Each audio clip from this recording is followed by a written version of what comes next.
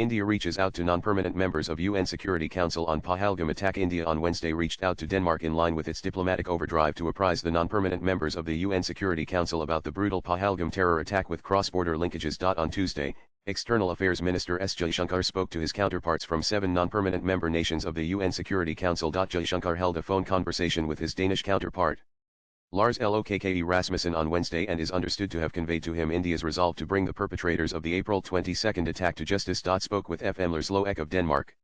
Appreciate his support and solidarity over the terrorist attack in Pahalgam.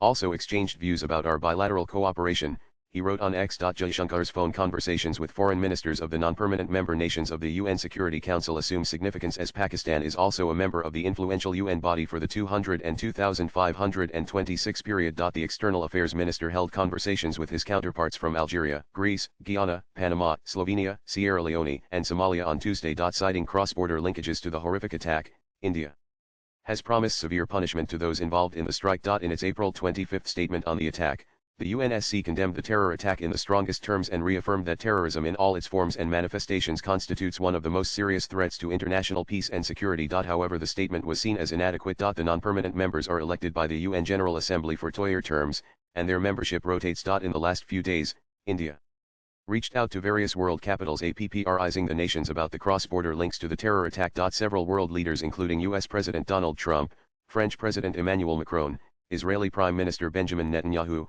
Egyptian President Abdel Fattah el-Sisi, Jordan's King Abdullah II and Italian Prime Minister Giorgia Meloni also dialed Prime Minister Narendra Modi to condemn the attack. Japanese Prime Minister Shigeru Ishiba, UAE President Mohammed bin Zayed Al Nahyan, Iranian President Masoud Pezeshkian, Sri Lankan President Anura Kumaradizanayake, Dutch Prime Minister Dick Schoof, US Vice President J.D. Vance, Australian Prime Minister Anthony Albanese and Nepal Prime Minister K.P. Sharma Oli also spoke to Modi. Jaishankar's phone calls with his counterparts from the non-permanent members of the UNSC comes as India mulls options to respond to the terror attack. On Sunday, Modi said the perpetrators and conspirators of the Pahalgam attack will be served with the harshest response. The whole world stands with 140 crore Indians in our fight against terrorism.